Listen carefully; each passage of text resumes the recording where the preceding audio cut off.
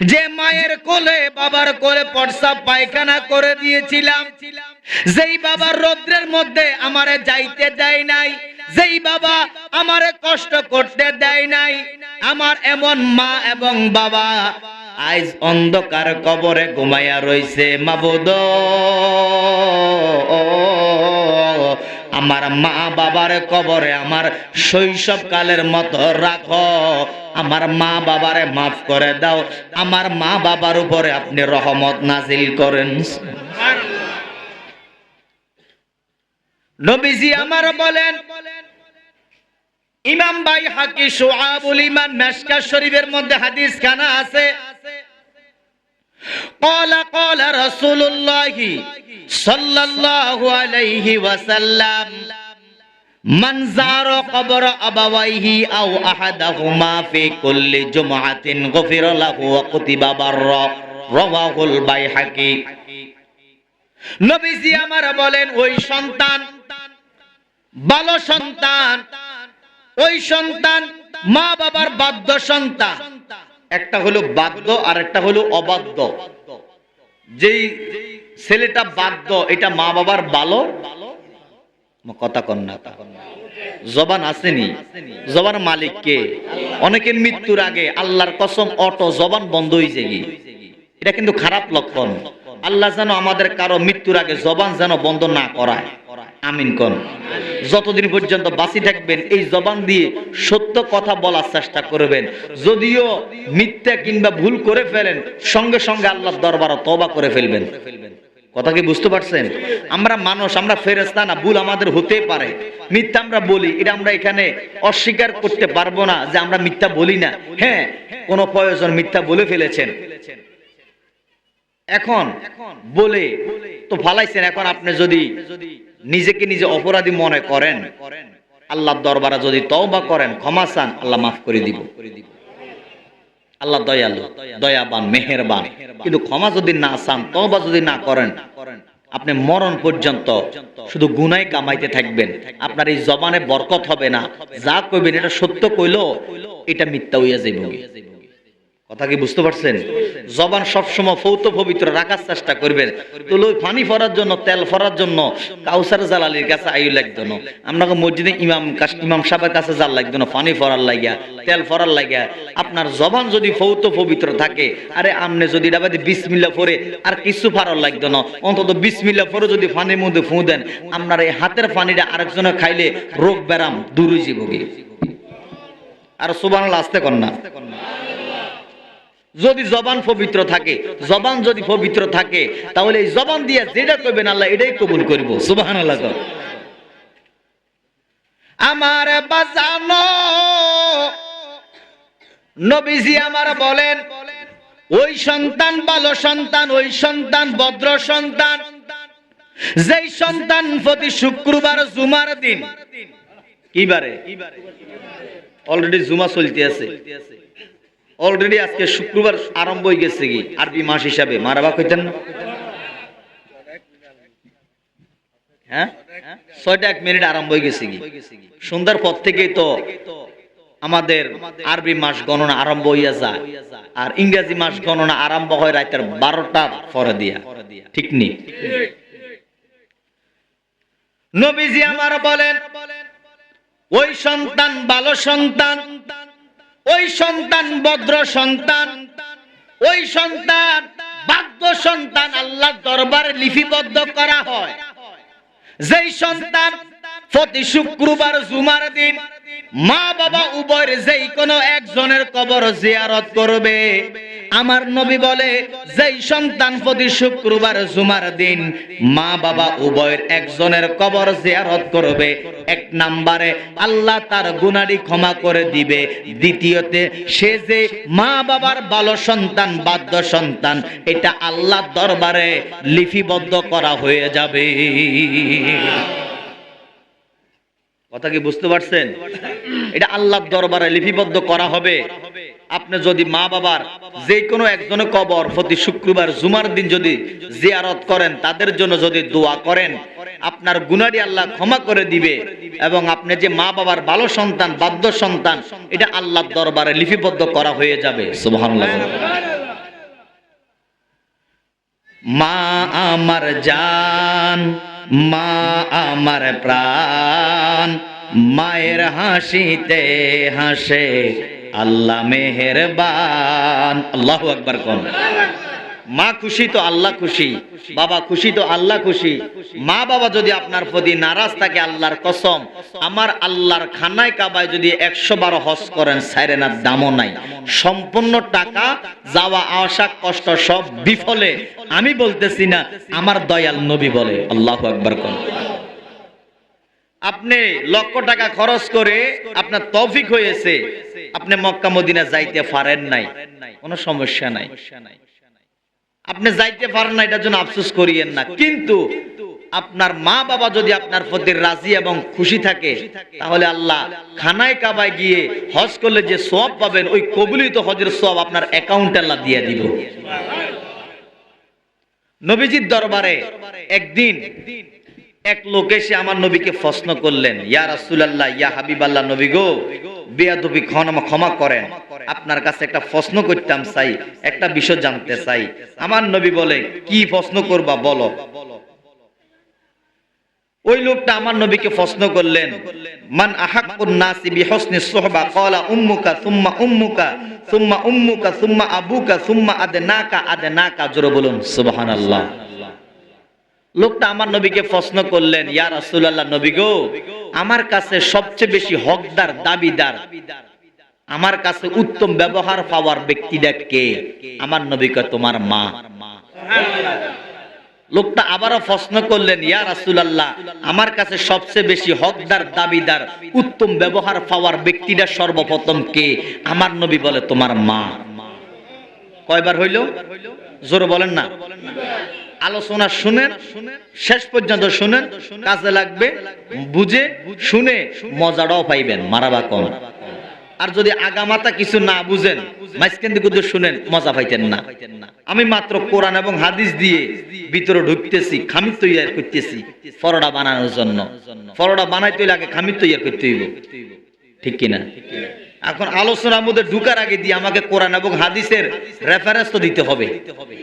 কথা কন না, জানি না কইতে পারে জালালি, কতক্ষণ আই গান কইয়া চিল্লাইয়া ফাল্লাইয়া গেছে কি কিছু বুঝিনো, এটি জানি না কইতে পারে। ঠিক আছে, আমরা অষ্টধাতু বাতের আংটি, আপনি কিতা শুনতেন চান? গান, শেয়ার, বিচ্ছেদ, মুর্শিদি, আল্লাহর রহমতে সব জানি। কিন্তু আমাদেরকে তো কিছু কথা বলতে হবে যেন মানুষ এই মাহফিল থেকে কিছু শিখে আগামীকালকে আমল করতে পারে। কথা কন না। আর যদি কিছু শিখে আমল নাই করতে পারে, এই বেড়া যে আজকে আমি এই বেড়ার ঘরে বোধ 9টার আগে ঢুকছি, অন্তত আমার সামনে দিয়ে না হলে 1-150 লোক আমার সামনে দিয়ে খাই গেছে। মারাবা কইতেন না? তাহলে এই বেড়া যে এত লক্ষ টাকা খরচ করে এত আয়োজন করলো, যদি আপনারা কিছু শিখতে নাই পারেন, আমল যদি নাই করতে পারেন, এই বেড়ার টাকা পয়সা সব বিফলে যাবে। আর যদি আপনারা কিছু শিখে আগামীকালকে থেকে আমল করতে পারেন, আল্লাহর কসম, এই বেড়া যা কিছু আয়োজন করছে, যত টাকা পয়সা খরচ করছে, এই বেড়া জীবনটা সার্থক, আপনাদেরও সার্থক। কথা বলেন ঠিক কিনা?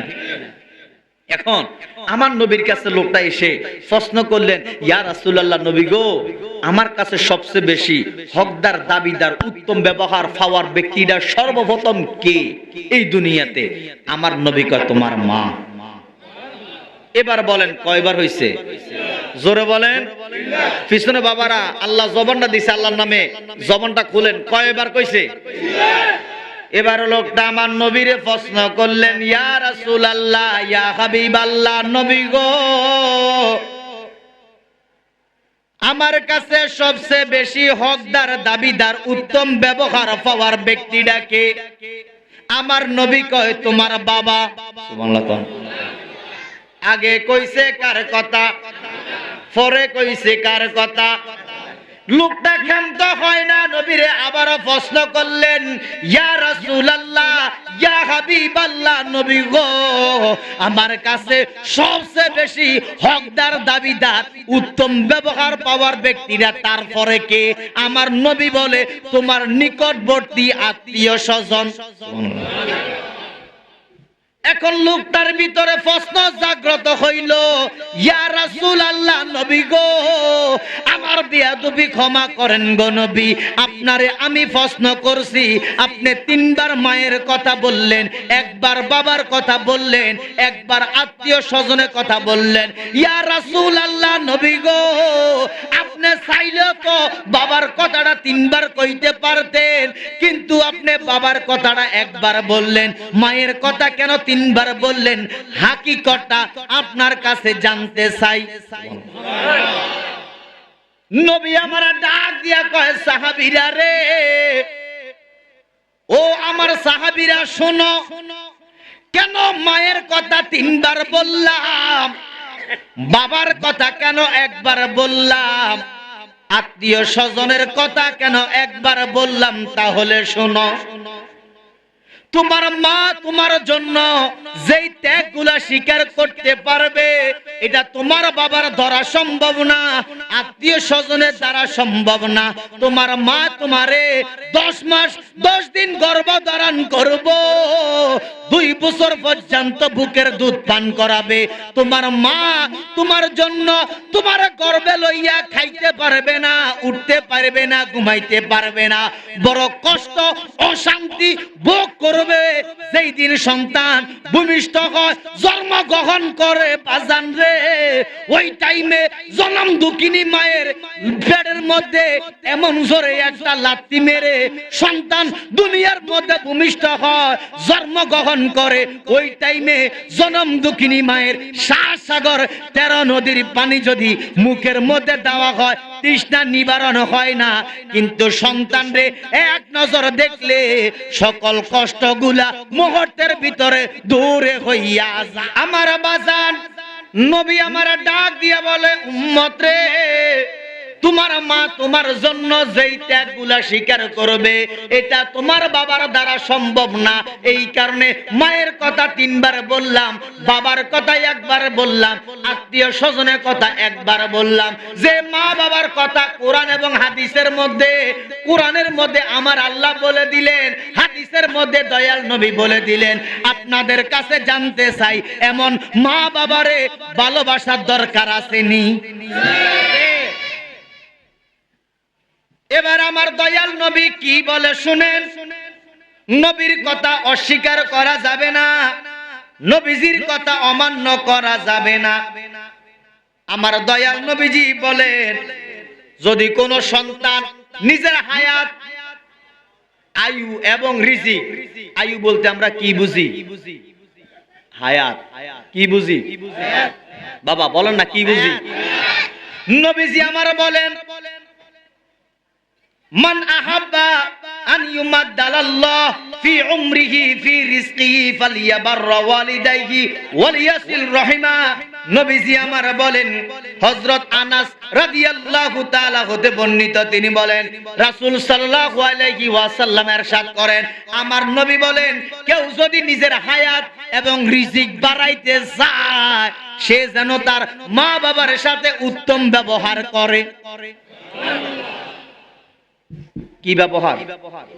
উত্তম মানে ভালো ব্যবহার। কি ব্যবহার?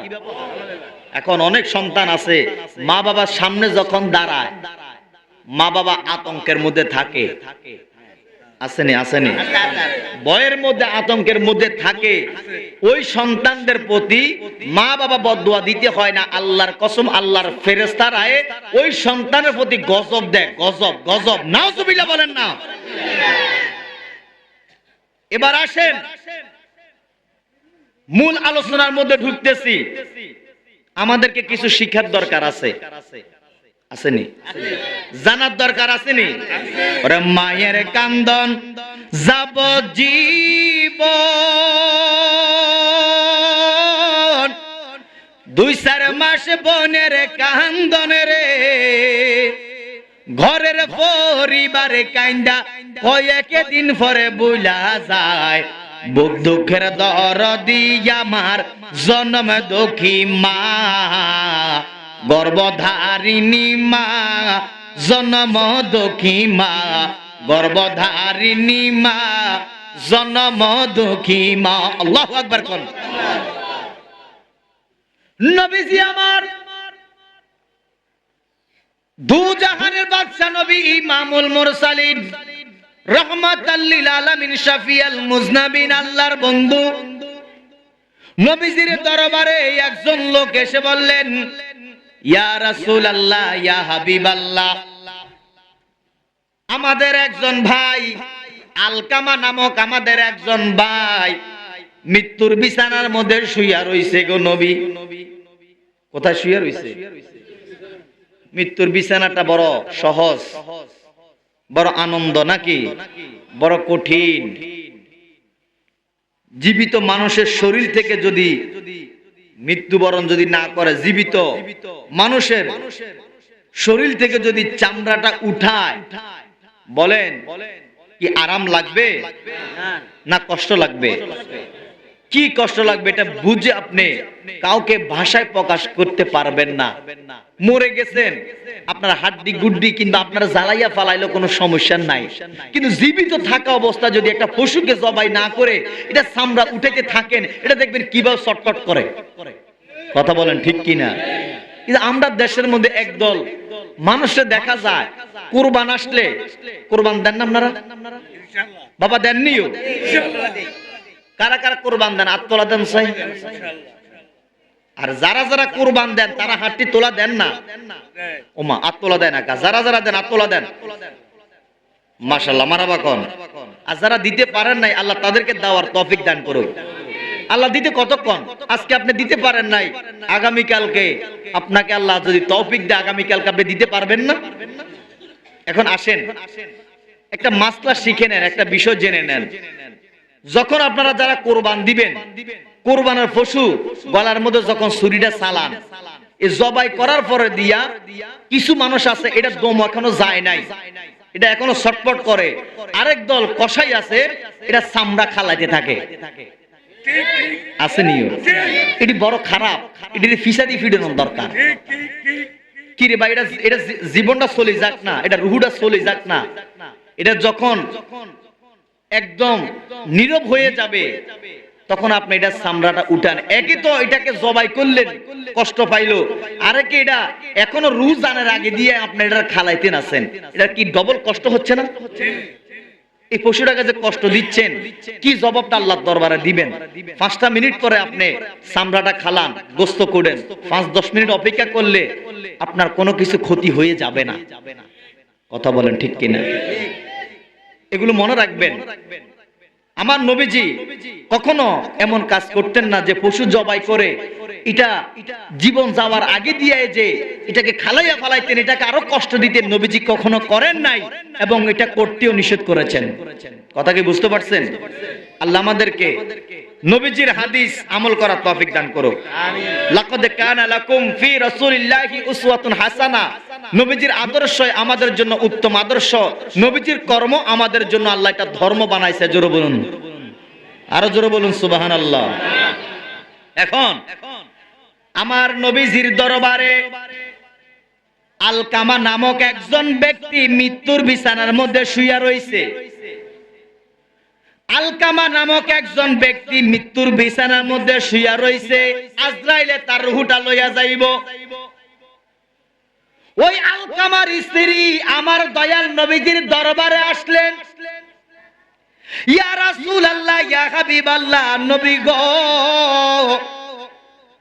আমার স্বামী আলকামা মৃত্যুর বিছানার মধ্যে শুইয়া রইছে গো নবী, লেকিন তার জবান দিয়া কালেমা বের হয় না, সে কালেমা পড়তে পারে না। জবান দিয়ে সব কিছু বলতে পারে, হুঁশ জ্ঞান সব আছে, লেকিন তার জবান দিয়া কালেমা বের হচ্ছে না। পাশের মানুষগুলো তাকে কালেমার তালকিন দিচ্ছে, লেকিন সে কালেমা পড়তে পারে না।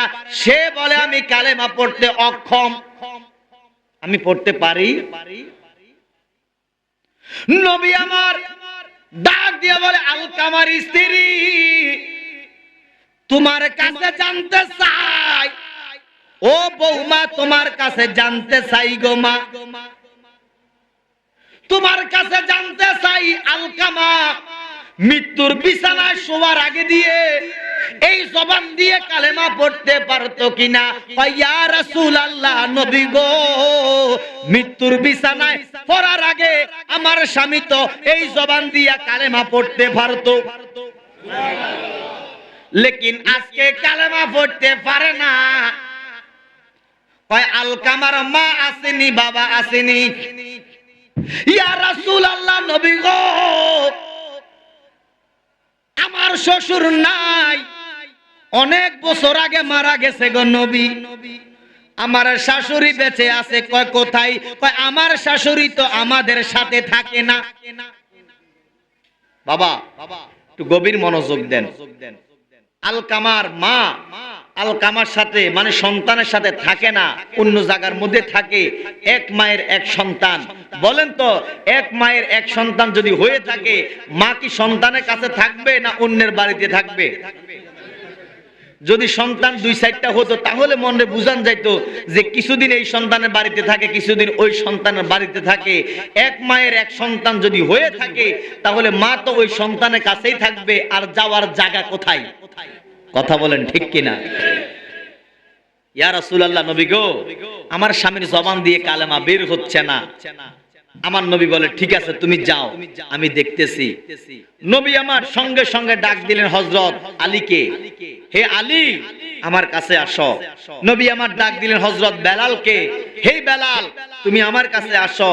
নবী আমার ডাক দিলেন সালমান ফার্সিকে, হে সালমান ফার্সি আমার কাছে আসো। হযরত আলী, হযরত বেলাল, হযরত সালমান ফার্সি। আমার নবী বলে, যাও তোমরা তিনজন যাও, আলকামার বাড়ির মধ্যে যাও। আলকামার বাড়িতে গিয়ে সরাসরি শরীরে তোমরা দেখে আসো অবস্থা। আলকামার অবস্থা দেখে আমাকে অবগত করো। হযরত আলী, হযরত বেলাল, হযরত সালমান ফার্সি আমার দয়াল নবীর হুকুম পাইয়া তারা তিনজনে চলে গেলেন আলকামার বাড়ির মধ্যে। আলকামার বাড়ির মধ্যে যাইয়া তারা দেখে আলকামা মৃত্যুর বিছানার মধ্যে শুইয়া রইছে।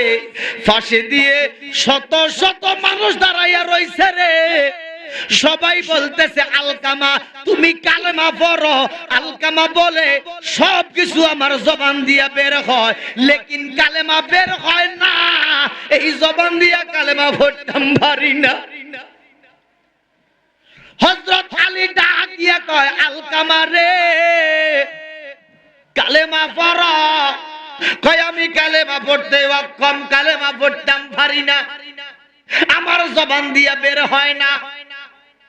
হযরত আলী, হযরত বেলাল, সালমান ফার্সি আমার দয়াল নবীর কাছে যাইয়া কয়, নবী গো, শরীরে কি আলকামার অবস্থা দেখে আসলাম। আলকামার চতুর্পাশে দিয়ে মানুষ দাঁড়াইয়া রইছে, কেউ বসে রইছে, কালেমা পড়ার জন্য বলতেছে। আলকামা শরীরে এখনো জ্ঞান আছে, লেকিন তার জবান দিয়া কালেমা বের হয় না। তাকে কালেমা পড়তে বললে সে বলে, আমি অক্ষম, কালেমা পড়তাম পারি না। নবীজি বলে, আলী রে, ও হযরত আলী, হযরত বেলাল, সালমান ফার্সি, আলকামা যে কালেমা পড়তে পারে না এর একটা কারণ আছে। তার জবান দিয়ে যে কালেমা বের হচ্ছে না, তাও একটা মা, এই মা সন্তানের কাছে থাকে না, অন্য জায়গায় থাকে, অন্যের বাড়িতে থাকে। ও আলী, হযরত বেলাল, সালমান ফার্সি, যাও তোমরা তিনজনে আলকামার মায়ের কাছে যাও, গিয়ে আমি দয়াল নবীজির সালাম আলকামার মারে পৌঁছাইয়া দাও। নবীজি আমার ডাক দিয়া কয়, আলী, ও সালমান ফার্সি, হযরত বেলাল, তোমরা তিনজনে আলকামার মায়ের কাছে যাও, আলকামার মারে সালাম দিও, বলিও দয়াল নবী আপনারে সালাম দিছে, স্মরণ করছে। যদি আপনি যাইতে পারেন, যাওয়ার মতো যদি ক্ষমতা থাকে, শক্তি থাকে শরীরে, তাহলে আমার দয়াল নবীর দরবারে চলেন। আর যদি যাইতে না পারেন, অসুস্থ হইয়া থাকেন, আসতে হবে না, অপেক্ষা করেন, আমার দয়াল নবী আপনার কাছেই আসবে। আমার বাজার, হযরত আলী, সালমান ফারসি, হযরত বেলাল আলকামার আম্মার কাছে গেলেন, যাইয়া কয়, মা গো মা, আমার দয়াল নবী, মায়ার নবী আপনারে সালাম দিছে আর আপনারা স্মরণ করছে। সুবহানাল্লাহ। আলকামার মা ডাক দিয়া কয়, আলী রে, দয়াল নবী আমারে কেন স্মরণ করলো? আমার নবী আমারে স্মরণ করছে, আমার জীবনটা ধন্য। সুবহানাল্লাহ। হযরত আলী ডাক দিয়া কয়, মা গো মা, ও আলকামার মা, দয়াল নবী আমার বলছে বলার জন্য, আপনার শরীরে যদি শক্তি থাকে, যাওয়ার মতো যদি ক্ষমতা থাকে, মা গো মা, আমরার সাথে দয়াল নবীর দরবারে চলেন। আর যাইতে যদি না পারেন, শরীরে শক্তি যদি না থাকে, অসুস্থ যদি হইয়া থাকেন, যাইতে হবে না, এই জায়গার মধ্যে অপেক্ষা করেন, দয়াল নবীর খবর পাঠাবো, আমার দয়াল নবী আপনার বাড়ির মধ্যে হাজির হইয়া যাইবা।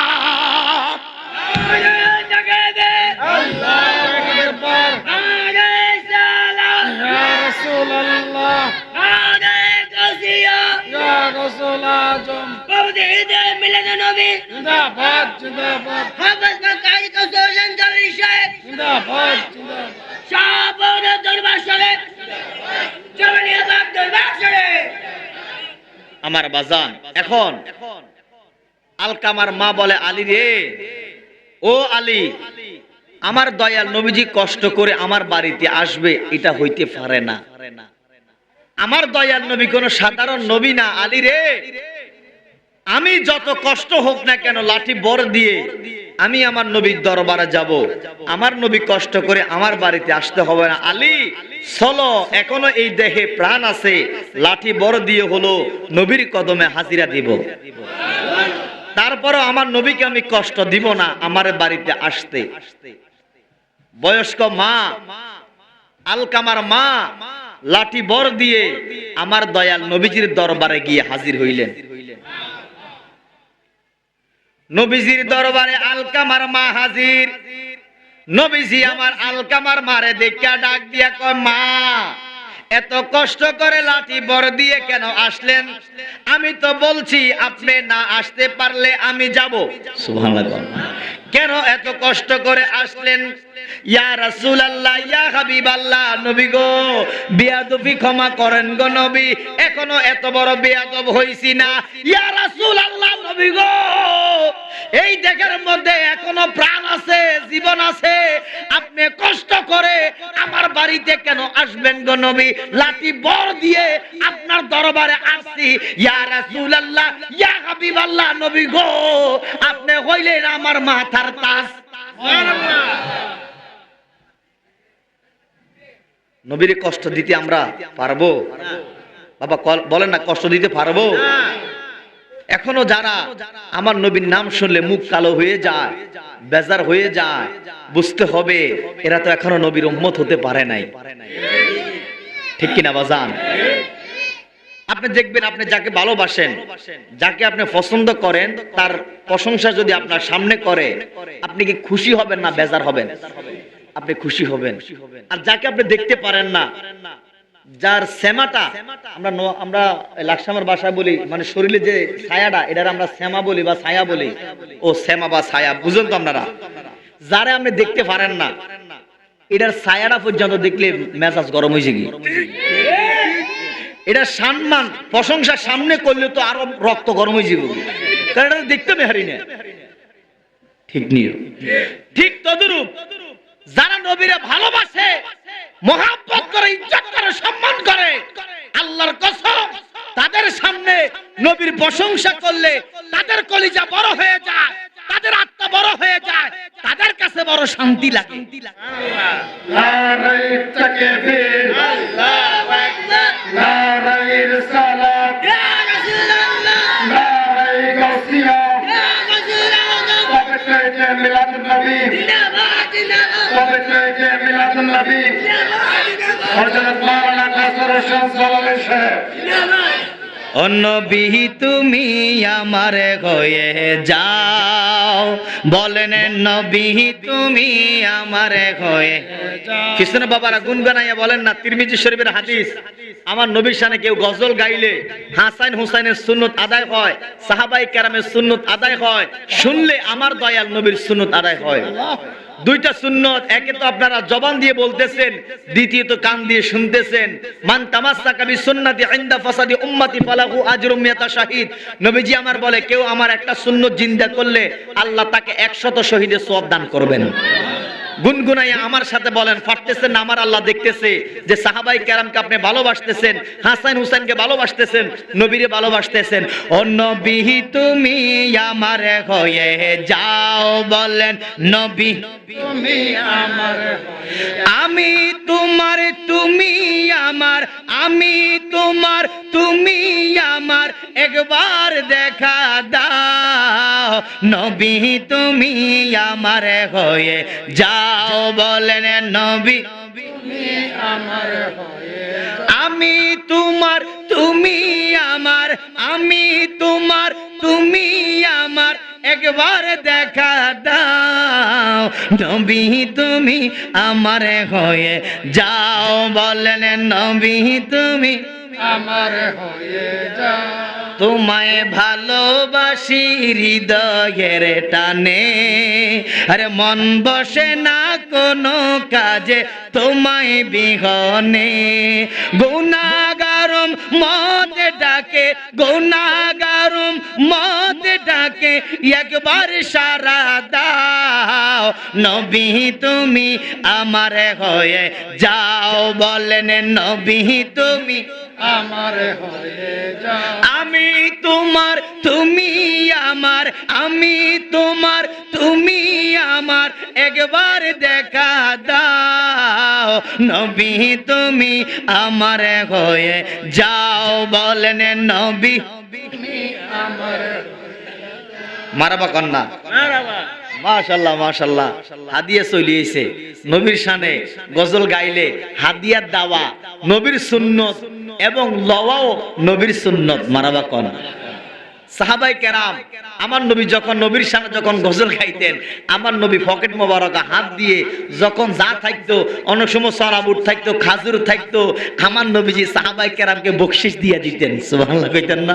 এটা নবীর একটা সুন্নত। এবারে আমার নবীরে ভালোবাসি সুন্নতটা আদায় করছে। মারহাবা কোন বাবা। পিছনে কি জায়গা নাই নিও না? জায়গা তো আছে, তেরফাল আছে নি কোন? আছে, তার ভালো আছে। আমার একজন ভাই তেরফাল ছাইয়ে তেরফাল আছে নি? মাশাআল্লাহ, মাশাআল্লাহ, দেখছেন নি আলামত? টিয়া মারা গেছে, দেখছেন নি? আল্লাহু আকবার, আল্লাহু আকবার। এই আমরা গো কুমিল্লার মধ্যে আরো একবার এদিকে কোথায় জানি একটা মাহফিল করছে আপনাকে ফাঁসে। আমি চট্টগ্রাম গেছিলাম জুলুসের মধ্যে, মিলাদুন নবী জুলুসে। তো জুলুসে গেছি, আর মানুষের সাবা সাবির লোকে বুঝুন তো চট্টগ্রামের জুলুসে অন্তত 60-70 লক্ষ লোক হয়, এটা তো আপনারা জানেন। তো আমি কিন্তু শখ করি মনে করছি হুজুর কেবলার গাড়িটা একটু ধর্মু, হুজুর কেবলারে এক নজর সামনে যাইয়া সাবো। কথা বুঝুনি আমার? ওই যে পাকিস্তান থেকে আসে যে আমাদের হুজুর কেবলা তৈয়ব শাহ, তাহের শাহ, হ্যাঁ ওনাদেরকে। তো তাহের শাহ হুজুরকে এক নজর দেখার জন্য আমি বড় শখ করি, একটু সামনে গেছিলাম। বাবা রে, মানুষের ঠেলার লগে 10 হাত দূরে যাই, আবার ঠেলার লগে 10 হাত পিছনে যাই। আমি চিন্তা করলাম আমার দ্বারা সম্ভব না, আমি তো বত্তা হয়ে যেতাম। আসি পিছন দিয়ে আমার খাদেমরা কইলে, মেরে তোর কাছে না আমার মোবাইলটা, সাবধানে রাখ। এতে ফকড় হাত দিছে, মোবাইলে নাই। ভাই মোবাইল তো নাই। আরে খাইছেন আর কুমিল্লা যে মাহফিল, এতেরা তো আমার ফোন দিতে দিতে নগদ স্টক করি ফেলাইব, কারণ আমার মোবাইল যেত নাই, এতেরা এখন আমার পাইব কেমনে? আর এইটুকু নাম্বার এখন আমার কাছে নাই। এই আপনাকে মাহফিলটা এদিকে আশেপাশে হইব মনে হয়, আমার সঠিক এখন খেয়াল নাই। হযরতপাড়া, হযরতপাড়া, হযরতপাড়া, ঠিক আছে, হযরতপাড়া। তখন ওইখানে যায় মাহফিলে যাইয়া এইভাবে যখন দুইটা শান গাইছি, আমার মোবাইলের হইসা চলি আইছে। মারাবা কইতেন না? যেটা হারাইছি 30 আমরা 70-80 লক্ষ মানুষের সামনে যেটা হারাইছি, এটা কি আর পাওয়া যাইব নিও? মাহফিল আইয়া যখন ওয়াজের মধ্যে দুইটা শান গাইছি, বাজান বিশ্বাস করেন মোবাইলে হাত দিয়া উড়ি গেছে কি, মানে পাবলিক যেটা দিছে। আর মহিলারা পুরুষোত্তম মহিলারা টিয়া দিছে বেশি। আমার মনে 12-13 হাজার টিয়া বকশিস মানে আর মোবাইলে টিয়া উড়ি গেছে মারাবা কোন। এই কারণে কেন কথাটা বললাম যে আল্লাহ একরকম না একরকম ভাবে কিন্তু আমরা বাঁচাইতে আছে। কথা কোন ঠিক কিনা? আল্লাহ আমাদেরকে আজকের এই মাহফিলে যারা আসছি সবাইকে যেন ঘুমের ঘরে দয়াল নবীরে দেখাইয়া কলিজা ঠান্ডা করে দেন। আরো জোরে কন না আমিন। পাগল দেওয়ানা হয়েছি আমি নবীর জন্য পাগল হয়েছি, পাগল দেওয়ানা হয়েছি আমি নবীর জন্য পাগল হয়েছে। বলেন নবীর জন্য পাগল হয়েছে। পাগল দেওয়ানা হয়েছে আমি গাউসে পাকের প্রেমে পড়েছি, আমি গাউসে পাকের প্রেমে পড়েছি। আরে আক্রমণ করতে এলো বনের বাঘ, এসে চরণে লুটে পড়ে সীতায়। হুজুর গাউসবাগের কাছে আইছে কিন্তু আমার হুজুর গাউসবাগ আব্দুল কাদের জিলানীরে দেখা সীতাই বাঘ হুজুরের কদমে লুটে পড়ে গেছে। ওরে আক্রমণ করতে এলো বনের বাঘ, এসে চরণে লুটে পড়ে সীতায় বাঘ। অলি কুলের সন্ধান পেয়েছি আমি গাউসে পাকের প্রেমে পড়েছি। বলনে অলি কুলের সন্ধান পেয়েছি আমি গাউসে পাকের প্রেমে পড়েছি, আমি গাউসে পাকের প্রেমে পড়েছি। এই গাউসে পাক কে জানেন? এই গাউসে পাক হলো আমার দয়াল নবীজির আওলাদ হাসান হুসাইনের বংশধর, জিনাকে বলা হয় আওলাদে রাসূল। সুবহানাল্লাহ কোন। পাগল দেওয়ানা হয়েছি আমি গাউসে পাকের প্রেমে পড়েছি, আমি গাউসে পাকের প্রেমে পড়েছি। গাউসে পাকের শান দেখে কত মুর্দা, সেই মুর্দা ইশারাতে করেন জিন্দা। অলি কুলের সন্ধান পেয়েছি আমি গাউসে পাকের প্রেমে পড়েছি, অলি কুলের সন্ধান পেয়েছি আমি গাউসে পাকের প্রেমে পড়েছি, আমি গাউসে পাকের পাগল দেওয়ানা হয়েছি আমি গাউসে পাকের প্রেমে পড়েছি, আমি গাউসে পাকের প্রেমে পড়েছি। মারহাবা কোন। আমার দয়াল নবীজি স্বপ্নে যোগে একদিন আব্দুল কাদের জিলানীকে এসে বলে, আব্দুল কাদের তুমি বুঝি তোমার নানা বাইরে এত ভালোবাসো? মানে হুজুর গাউসে পাক আব্দুল কাদের জিলানী কি করতেন? প্রতিটা আরবি মাসের 12 তারিখে উনি রোজা রাখতেন এবং প্রতিটা আরবি মাসের 12 তারিখে আমার নবীর স্মরণ করতেন। মানে নবীজি আমার 12 রবিউল আউয়ালে দুনিয়াতে আগমন করছেন, সেই 12 রবিউল আউয়ালকে নবীজি দিনটাকে প্রতিটা আরবি মাসের প্রতিটা মাসের 12 তারিখ উনি স্মরণ করতেন। একদিন রাত্রে আমার দয়াল নবীজি আব্দুল কাদের জিলানীর স্বপ্নের মধ্যে এসে বলে, নাতি রে তুমি বুঝি তোমার নানা বাইরে এত ভালোবাসো যে প্রতিটা মাসের 12 তারিখে আমার স্মরণ করো? যাও আমি দয়াল নবী বলে দিচ্ছি আজ থেকে কিয়ামত পর্যন্ত এই দুনিয়া যতদিন থাকবে, ইমানদার যতদিন থাকবে, আমার আশিক যতদিন থাকবে, ততদিন পর্যন্ত তোমাকে তারা 11 তারিখে প্রতিটা মাসের 11 তারিখ আব্দুল কাদের জিলানী তোমাকে স্মরণ করবে। জিনাকে বলা হয় 11 শরীফ, যেটা আমরা পালন করি 11 শরীফ। আব্দুল কাদের কিয়ামত পর্যন্ত প্রতিটা মাসের আরবি মাসের 11 তারিখ তোমাকে স্মরণ করবে। তুমি আমাকে 12 তারিখ স্মরণ করছো, আমার উম্মত তোমাকে ভালোবেসে 11 তারিখ স্মরণ করে 11 শরীফ পালন করবে। জোরে বলুন মারহাবা। এই কারণে আশিকে রাসূল যারা, তরিকাপন্থী যারা, তারা 11 শরীফ পালন করে, মানে আব্দুল কাদের জিলানীকে স্মরণ করে, আর 12 তারিখ স্মরণ করে আমার দয়াল নবীকে। সুবহানাল্লাহ। বাজান আমার বিরক্ত হইতেছেন নি? এই শেষ পর্যায়ে চলে আসি, কি করেন আপনারা? আমি এই সাইডে মানুষ নাই, 10-12 জন মানুষ। আমি কই আরে কার সামনে ওয়াজ করি গো? আরে আল্লাহ, এ বুঝি চোখ বন্ধ করে বুঝিয়া যে ওয়াজ করতে হইব। আর জালা লীগের সামনে মানুষ না থাকলে হাল উড়েনি। হ্যাঁ সামনে আইতো কে? আরে পিছনে কি জায়গা নাইনি? ও আচ্ছা আচ্ছা বাবা, আরে এই বেটারা জায়গাটা একটু গরম করছে, শীতকাল তো জায়গাটা গরম করছে। আমি কেমনে করতাম যে সামনে আইয়েন, আচ্ছা ইয়ার পর কিন্তু সামনে আইয়েন, আবার জায়গাটা গরম করেন, আইয়েন বাবা অল্প করে কিন্তু সামনে আইয়েন, আর 10-15 মিনিট এর পরে শেষ, আইয়েন একটু সামনে আইয়েন বাবা, আপনাকে আল্লাহ দোহাই লাগে খিদা করতাম, গলিটা একটা ভরি গেছে কি মারাবা, সামনে আইয়েন বাবা। 1 ইঞ্চি করে আল্লাহ দোহাই দিলাম, পৃথিবীতে আল্লাহ দোহাইয়ের উপরে কোনো দোহাই নাই। 1 ইঞ্চি হইলো লরি, দাবি মুক্ত হই যান, নইলে আল্লাহ আপনার বিচার করব। 1 ইঞ্চি লড়েন, যদি না লড়েন আপনার বিচার আল্লাহ করবো। সামনে আইয়েন, 1 ইঞ্চি করে লড়েন, আমিও লড়লাম, দাবি মুক্ত হয়ে গেলাম, দাবি মুক্ত হয়েছি, আপনারও দাবি মুক্ত আইয়েন, নইলে হাসরের ময়দানে আল্লাহ আপনার বিচার করবো, আপনি কিলে লড়েন না। আইয়েন আল্লাহুম্মা সাল্লি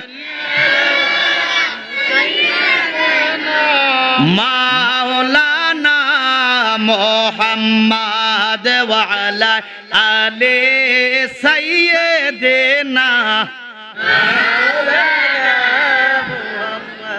তোমাকে শফিতে মন মন চায় গো নবীজি, তোমার নামে শুধুই গুনগুন গায়, তোমাকে শফিতে মন মন চায় গো নবীজি, তোমার নামে শুধুই গুনগুন গায়। মারহাবা কর মারহাবা।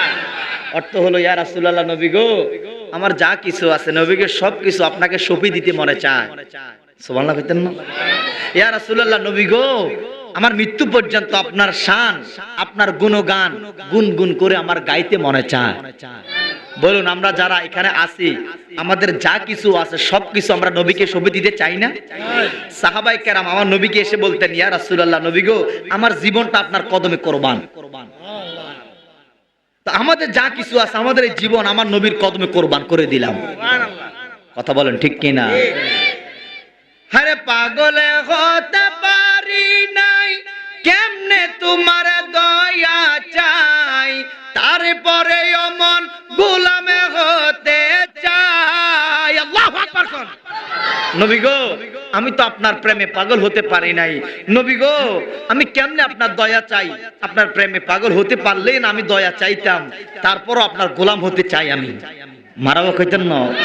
আরে পাগল হতে পারি নাই, কেমনে তোমার দয়া চাই, তারপরে অমন গোলামে হতে চাই, তুমি সারা কে আছে, তুমি বিনে জীবনে মিছে, তুমি সারা কে আছে, তুমি বিনে জীবনে মিছে, নিদান কালে কে আছে সহায় গো নবীজি, তোমার নাম শুধুই গুনগুন গায়, তোমাকে শফিতে মনে মন চায় গো নবীজি, তোমার নামে শুধুই গুনগুন গায়। মারহাবা কন্যা। না নিলে তুমি মোরে রাখবো না জীবনে ধরে, তুমি বিনে কি লাভে বাঁচায়। আল্লাহু আকবার কোন। আরে না নিলে তুমি মোরে রাখবো না জীবনে ধরে, তুমি বিনে কি লাভে বাঁচায়, মন জুগিয়ে চললাম না, খুশি করতে পারলাম না, মন জুগিয়ে চললাম না, আরে খুশি করতে পারলাম না, কেমনে তোমার মনে পাওয়া যায় গো নবীজি, কেমনে তোমার মনে পাওয়া যায়, কেমনে তোমার মনে পাওয়া যায় গো নবীজি, কেমনে তোমার মনে পাওয়া যায়, তোমাকে শফিতে মনে মনে চায় গো নবীজি, তোমার নামে শুধুই গুনগুন গায়, তোমাকে শফিতে মন মন চায় গো নবীজি, তোমার নাম শুধুই গুনগুন গায়। মারহাবা কোন। আমার দয়াল নবী মায়ার নবীজি বললেন, মা আপনি কষ্ট করে কেন আমার কাছে আইলেন? আপনি বললে তো আমি দয়াল নবী তো আপনার কাছে যেতাম। সুবহানাল্লাহ কইতেন। মনে আছে কথাটা? মনে আছে? নবী আমার একটা ডাক দিয়া কয়, আলকামার মা আপনি আমার দরবারে আসেন কেন? আপনারে আমি আনাইছি জানেননি? কয় ইয়া রাসূলুল্লাহ, নবী গো আমি তো জানি না কেন আমারে স্মরণ করলেন। নবী আমার ডাক দিয়া কয়, মাগো মা আপনার সন্তান আলকামা কোথায় জানেননি? কয় আমি জানি না, জানার প্রয়োজন নাই। নবী আমার ডাক দিয়া কয়, মাগো মা আপনার সন্তান আলকামা মৃত্যুর বিছানার মধ্যে শুয়ে রয়েছে। মাগো মা তার জবান দিয়া কালেমা বের হয় না। আল্লাহু আকবার। আলকামার মা চোখের পানি ফালাইয়া কান্দে, সন্তানের জন্য কান্দে না। নবী আমার ডাক দিয়া কয়, মা একটা মাত্র সন্তান, সন্তানের কাছে না থাইকা অন্যের বাড়ির মধ্যে কেন গো থাকেন? আলকামার মা চোখের পানি ফালাইয়া কান্দে, ডাক দিয়া কয়, ইয়া রাসূলুল্লাহ, নবী গো কেমনে সন্তানের কাছে থাকতাম গো নবী? আমার সন্তান তো আমার কলিজার মধ্যে আঘাত দিছে, আমারে কষ্ট দিছে গো নবী। এই কারণে আমি আমার সন্তানের কাছে থাকি না। আমার সন্তান আমার কলিজায় আঘাত দিছে, আমার মনে আঘাত দিছে, এই কারণে আমি আমার সন্তানের কাছে থাকি না, অন্য জায়গার মধ্যে থাকি। আমার নবী ডাক দিয়ে কয়, মা আপনার সন্তান আপনাকে কষ্ট দেওয়ার কারণে, আঘাত দেওয়ার কারণে, আপনি তার প্রতি নারাজ থাকার কারণে আজকে তার জবান দিয়া কালেমা বের হচ্ছে না, তার রুহটা বের হচ্ছে না, সে মৃত্যুর যন্ত্রণা ভোগ করতেছে, মৃত্যুর বিছানা শুয়ে সে কষ্ট পাচ্ছে। মা আপনি আপনার সন্তানকে ক্ষমা করে দেন। আপনি যদি তাকে ক্ষমা করে দেন আমার আল্লাহ ক্ষমা করে দিবে। আলকামার মা কয়, ইয়া রাসূলুল্লাহ, নবী গো বেয়াদবি ক্ষমা করেন, আমি আলকামারে ক্ষমা করতে পারবো না। আমি এমন বেয়াদব সন্তানকে আমি ক্ষমা করতে পারবো না, তার ব্যাপারে কিছু জানতেও চাই না। আমার নবী ডাক দিয়া কয়, মা ক্ষমা করেন। কয় না ক্ষমা করতাম না। আমার নবী ডাক দিয়া কয়, আলকামার মা ক্ষমা করেন। কয় না ক্ষমা করতাম না। নবী আমার ডাক দিয়া কয়, আলকামার মা আপনার কাছে একটা বিষয় আমি জানতে চাই। কয় ইয়া রাসূলুল্লাহ, কি জানতে চান বলেন। নবী আমার ডাক দিয়া কয়, আলকামার মা আপনার সন্তান আলকামা আগে কেমন ছিল যখন তার সাথে আপনি ছিলেন?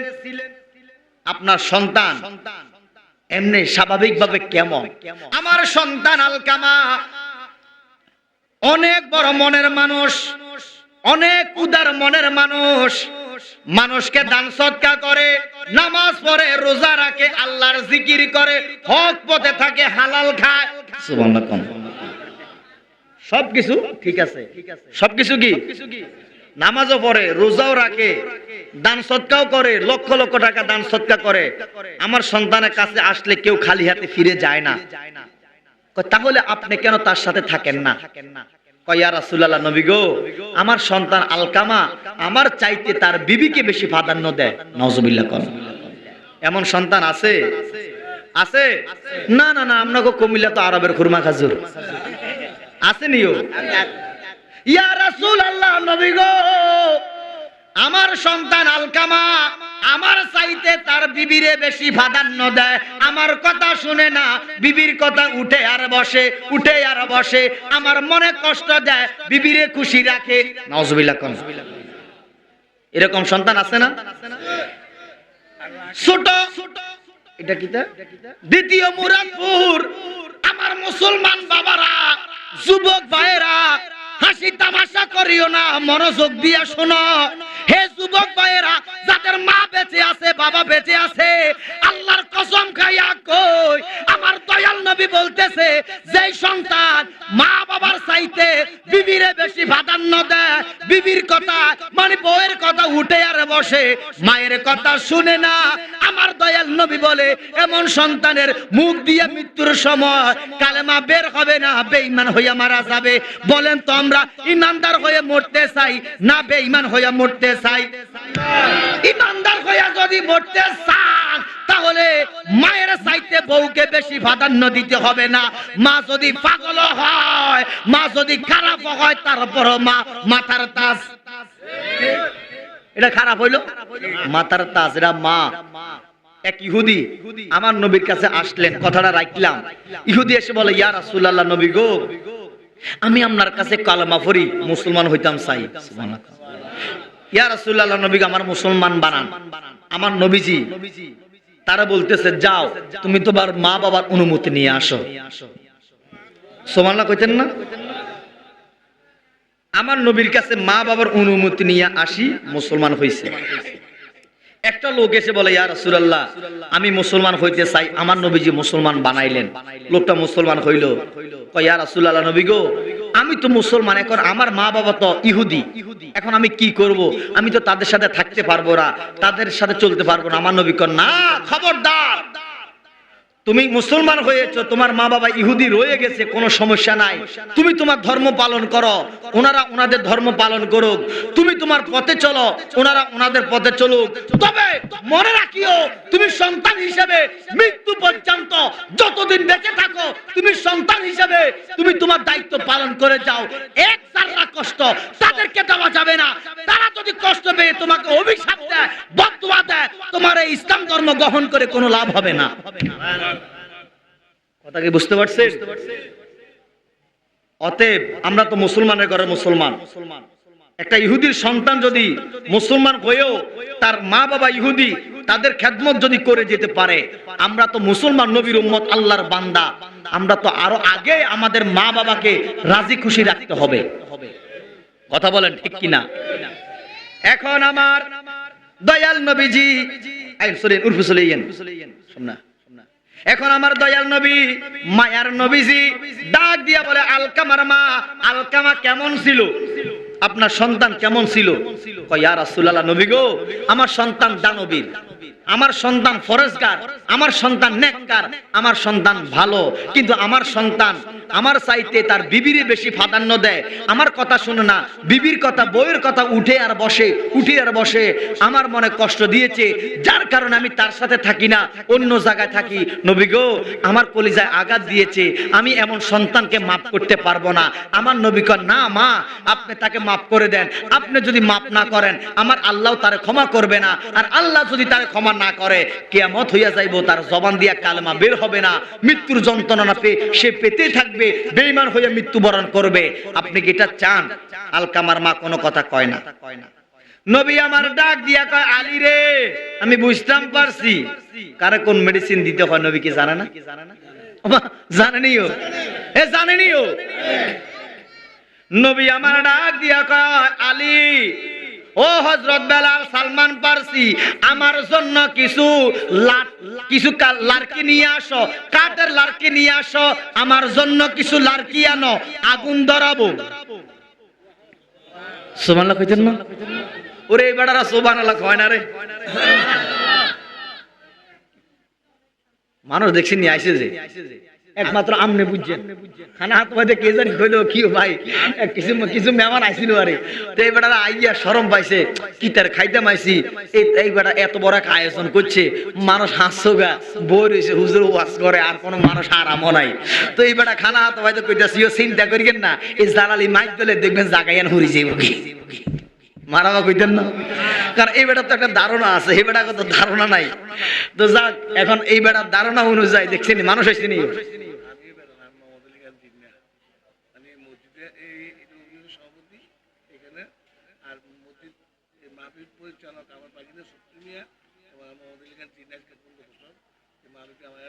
মাশাআল্লাহ, এই 15 বছর পর্যন্ত মাহফিলটা ইয়ান হইতে আছে। 15 বছর চলে। আল্লাহু আকবার, আল্লাহু আকবার। 15তম এই মাহফিল, মানে 15 বছর এই মাহফিলের বয়স। মারাবা কইতেন না? আল্লাহ যতদিন পর্যন্ত বাঁচাই রাখে ওনাদেরকে, এরপর ওনারা মরে গেল, এই এলাকার যারা আছেন ময় মুরব্বী, আপনারা যুবক সমাজ মাহফিলে ধরে রাখিয়েন ইনশাল্লাহ, বলেন না? আচ্ছা বলেন তো, আমরা যতক্ষণ পর্যন্ত এখানে ছিলাম আছি, এখানে আমরা কোনো কারো গীবত সমালোচনা হইছে? এখন তো ওয়াজ মাহফিলের নামে তাফসিরে খালেদা জিয়া, তাফসিরে শেখ হাসিনা, তাফসিরে এরশাদ, তাফসিরে সমালোচনা, তাফসিরে গীবত, শুধু এটাই চলে। ঠিক নিও কি রে ভাই? এটা হলো ওয়াজ মাহফিল, পবিত্র জায়গা। তোমার যদি রাজনৈতিক বক্তব্য দেওয়ার ইচ্ছা থাকে, তাহলে ওয়াজ মাহফিল বাদ দিয়ে রাজনৈতিক একটা মঞ্চ সাজাইয়া সেখানে যাইয়া রাজনৈতিক কথা বলো। পাবলিক এই ওয়াজ শুনতো আর আমরা তাগরে হুনাই গীবত। ঠিক নিও, দশার কথার মধ্যে নয়ার কথা হয় কিটা?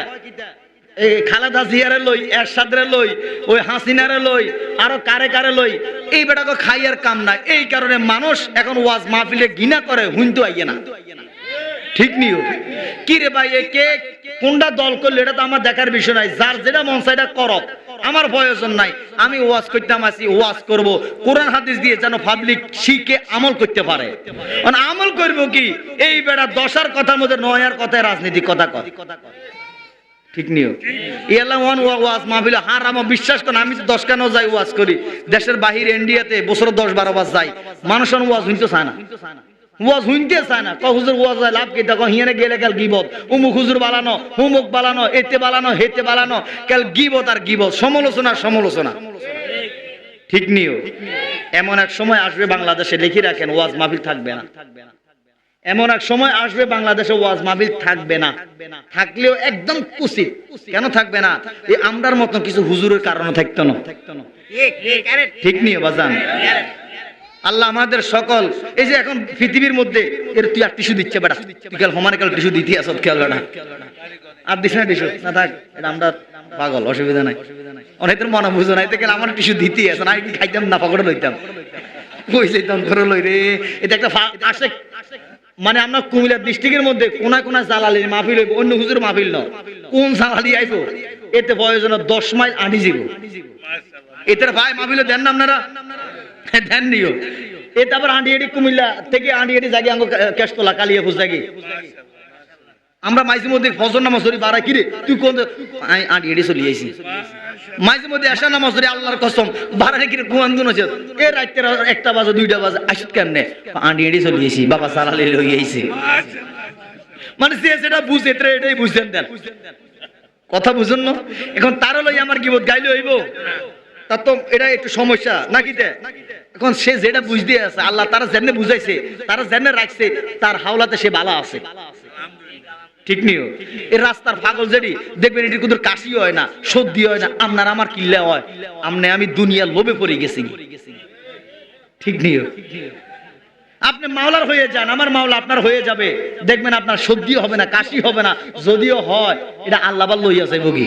কিন্তু আমরা এমন এমন রোগ আল্লাহ দেয়, এটা আমরা অপকর্ম করার কারণে কিছু গজব আমরার উপর আইয়ে। আল্লাহ আমরা দেশের মধ্যে রহমত নাজিল করো, আমিন কর না। বাজান বাবা বিরক্ত হইতেছেন নিও। এখন শেষ, কিন্তু এক পর্যায়ে শেষ। এখন আমার দয়াল নবীজি ডাক দিয়ে কয়, মা আপনি মাফ করে দেন। কর না, মাফ করতাম না। আমার নবী ডাক দিয়ে কয়, আলী রে, কারে কোন মেডিসিন দিতে হয় এটা তো আমি জানি। কিছু লাড়কি আনো। নবীজির সামনে অনেকগুলো লাড়কি হাজির করলেন। আমার নবীজি ওই লাড়কির মধ্যে আগুন ধরাইয়া দিছে। আরো জোরে জবানটা খুলি সুবহানাল্লাহ কর না। আলকামার মা ডাক দিয়া কয়, নবী গো, লাড়কির মধ্যে আগুন ধরাইলেন কেন? নবী আমার ডাক দিয়া কয়, মা, যে আলকামারে মাফ করে দেওয়ার জন্য বলছিলাম, আপনি বলছেন মাফ করতেন না, তার মানে আপনার মনে কষ্ট, দিলে কষ্ট, আপনারে আপনার সন্তান কষ্ট দেওয়ার কারণে, আঘাত দেওয়ার কারণে, দুঃখ দেওয়ার কারণে, আপনি তার প্রতি নারাজ থাকার কারণে, আল্লাহ তার প্রতি নারাজ থাকার কারণে তার জবান দিয়া কালেমা আইছে না।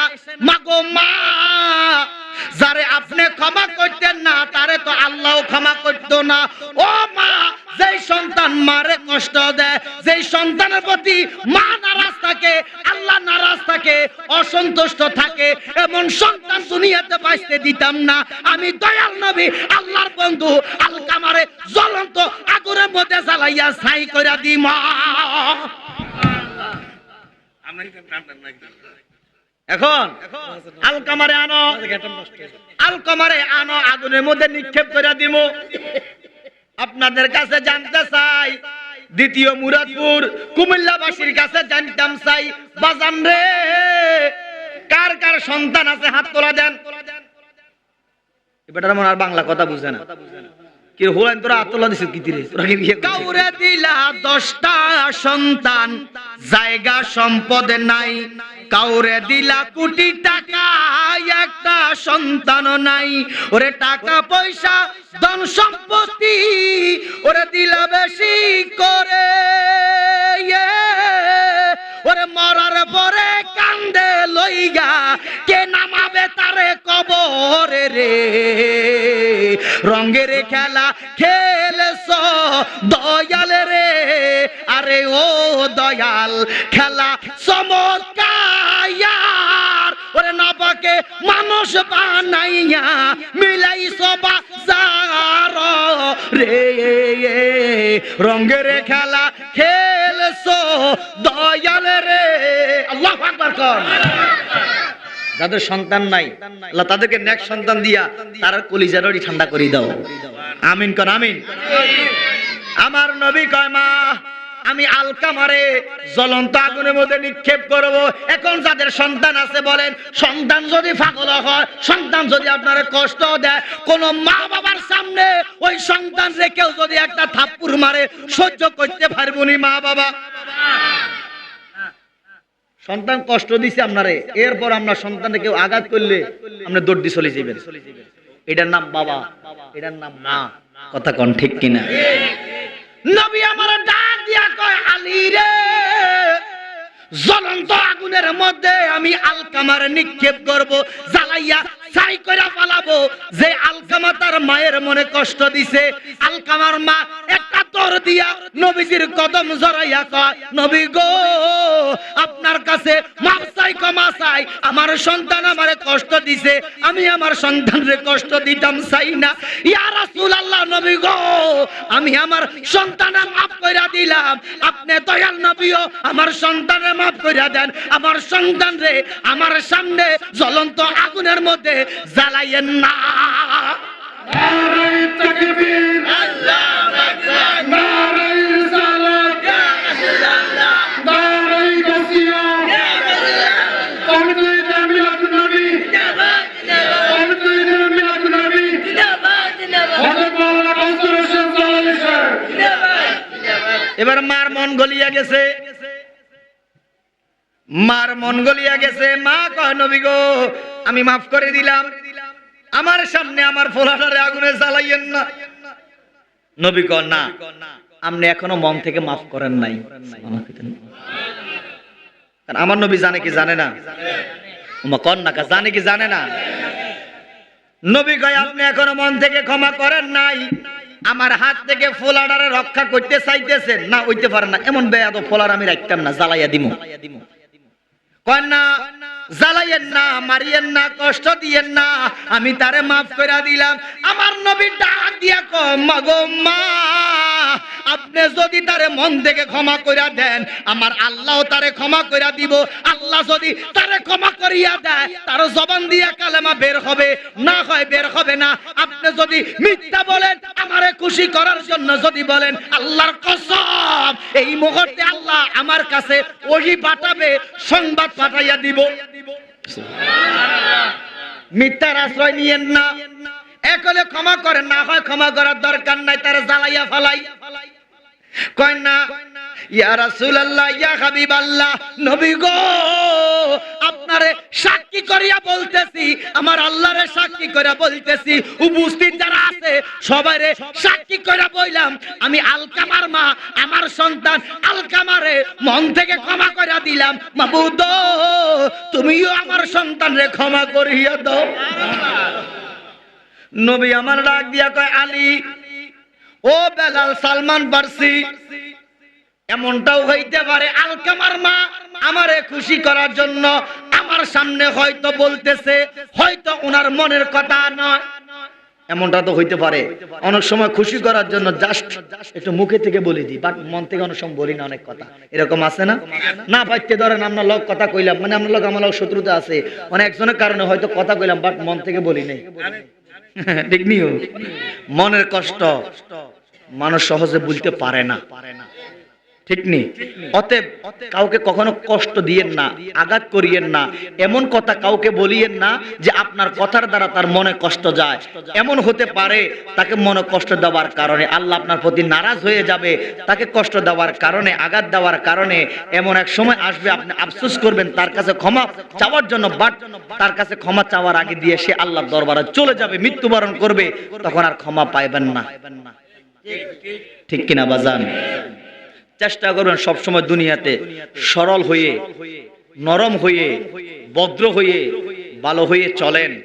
আরে দুনিয়ার মানুষ আপনাকে কষ্ট দেখ না, কত দিতে পারে দেখ। যখন আপনার দেহটাকে তামা তামা কইরা ফালাইবেন, এই দেহটারে যখন তামা কইরা ফালাইবেন আর কত কষ্ট দিবে, তখন আর গাত লাগবে না। অনেকে দেখবেন কষ্ট পাইতে পাইতে দিলটা, মনটা পাষাণ হয়ে যায়, শক্ত হয়ে যায়, তখন আর তারা কেউ কিছু কইলে চামড়া তো লাগে না। বাবা ঠিক আছে নিও, কিন্তু আপনাকে যারা কষ্ট দিয়েছে তারা ক্ষণিকের জন্য লাভবান হয়েছে। আল্লাহি আল্লাহর কসম, বিনা কারণে আপনাকে যারা লাঞ্ছিত বেয়াজ্জতি করেছে, কষ্ট দিয়েছে, দুনিয়াতে সাময়িক অল্প সময়ের জন্য হয়তো লাভবান হয়েছে, মৃত্যু পর্যন্ত তারা দুনিয়াতে লাঞ্ছিত হবে, পরকালও তারা কষ্ট পাবে। একদিন না একদিন এটা প্রমাণ আপনারা পাবেন। কথা বলেন ঠিক কিনা? শুধু অপেক্ষা, সময়ের অপেক্ষা, মনে রাখবেন সময়ের অপেক্ষা, ধৈর্য ধরেন। আল্লাহ কোরআনে বলে ইন্নাল্লাহা মা'আস সাবিরিন, ধৈর্যকারীর সাথে আল্লাহ আছে, ধৈর্যকারীকে আল্লাহ পছন্দ করে। মৃত্যুর আগে হয়তো আল্লাহ আপনাকে ওই তার কষ্টটা আপনাকে দেখাইয়া দিবে। যারা আপনাকে কষ্ট দিবে মৃত্যুর আগে তারা একদিন না একদিন তারাও এরকম এর চাইতে বেশি কষ্ট পাবে। কথা বলেন ঠিক কিনা? এখন আমার নবীজি বলতেছে, আলী, বেলাল, সালমান ফার্সি, তোমরা তিনজন চলে যাও, যাইয়া আলকামাকে দেখো, যদি আলকামার জবান দিয়ে কালেমা বের হয় তাহলে তোমরা বুঝতে পারবা আলকামার মা আলকামাকে মন থেকে ক্ষমা করে দিয়েছে।